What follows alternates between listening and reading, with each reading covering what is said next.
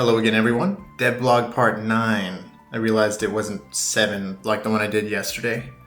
Today I wanted to discuss the town systems and the NPCs in the game. The first town you're going to be able to visit is Camilliaport. Now, in most other monster games, you visit these towns and usually you get into trainer battles and that's about all there is to it. It's all about just defeating the trainers, right? I want to put an emphasis on the fact that this game is not just a monster tamer, but also a farming sim, right? And in farming sims, you have a very robust NPC system and events, but I'd like to expand further on that. So you can see over here in the bottom right, there's 2 kids, and one has a question mark above his head. So all NPCs are going to have schedules. You'll see our bartender here going to the bar. What time is it? 4:30. She hits up the bar. And she gets into her spot. And they all say different things, right? Depending on what time of day it is. Hey, Lily. I'd also like to make all the dialogues unique based on what's happening, right? So that was her just met you dialogue. So now she'll say something different. For every schedule, she says something different. For giving her items, you can give them items to increase their happiness or their friendship, right? Let's go say hi to him. Aiden. Say hello to him. I'm going to show you really quick in the menus that there are 9 different towns, and these are your passports, right? You get your town passports, and there's a popularity setting in these towns, and your popularity is the combination of how much you help the town and how much the people love you, right? And the more popularity that you have, the more stuff that gets unlocked. So you'll see here we have one Lily, Jackson, Ethan unlocked, and a few other people we haven't met yet. And don't mind that they have the same sprites. I'm still working on them. But you'll see that I've talked to 2 of them today, and nobody's gotten presents. You can see their birthdays, the gifts received, their friendship level. And I'm sure there's a couple other things that I'm going to need to put in there at some point as well.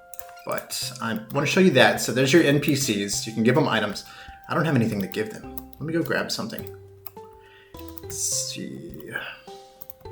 Now there's an item here. Don't tell anyone. Some potato seeds. So we're going to give these potato seeds to... Oh, it looks like the guard's in here now. He has a massive crush on the bartender.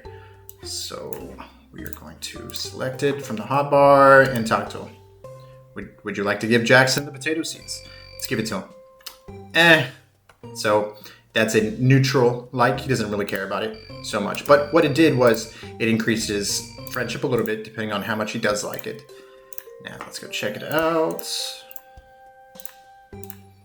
Jackson now has 30 friendship, right? And the maximum friendship they can have is 500.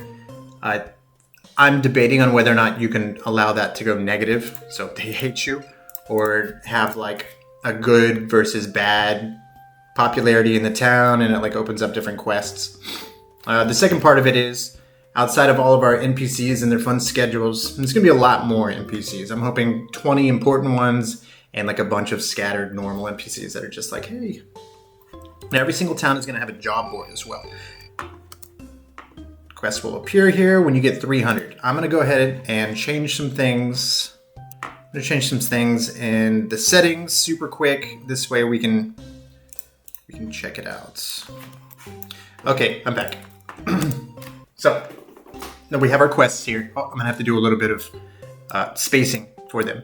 But every single week, since we've got like a weekly and a dailies and actual time system, every week the job board gets updated with a couple different relevant jobs that you can take throughout the town that increase not just the town's popularity, but the friendship of the NPC, right? You get a couple of items. You'll see here that the reward for defeating 10 blobbies in this town is 20 popularity, 10 friendship, a little bit of gold. You also win a Twiggy Chronomon, right? A level 3 Twiggy. Why not, right? All right, we'll just take a look at a couple of the other ones. Some nice SIM cards. Capture a monster. And you reward some potions, collect some apples. These are all things, again, relevant to the town that you're at. And there's going to be a cycle of like 20 different ones. And it's always a random NPC. So you could increase their friendship a little bit. Like, thanks for taking this job, right? There's one other thing I haven't implemented yet that I think will really solidify the whole town experience. Oh my god, he disappeared. The whole town experience. Let's go into our town menu really quick. You'll see a progress bar here. Now, I haven't gotten to it yet, but you're going to be able to help rebuild this town in a way that's meaningful to that town. Now, Camellia Port here has an issue with their water being destroyed and unfishable. I'm also going to have it to where you have to like fix their dock, which of course means bringing them like oars or wood to help them out. So it's sort of like a resource collecting, give it to the mayor, and then you help rebuild this town. But it's also going to be a visual thing too. So you could unlock a new shop. This house over here will be 2 stories. Or it'll unlock a new portion that's like, you've never seen before and it's really special. You know, I've always been one, and if you know me as a developer, to create as much content as possible, like RPG heavy content. And of course I'm trying to hit the farming side of everything and the monster taming side, but I really enjoy when there's a lot of unlockable stuff. So that's what we have for towns. Take a seat here.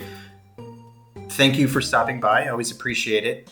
If you get a chance, please wishlist the game on Steam and look out for probably tomorrow's devlog. Thanks, guys.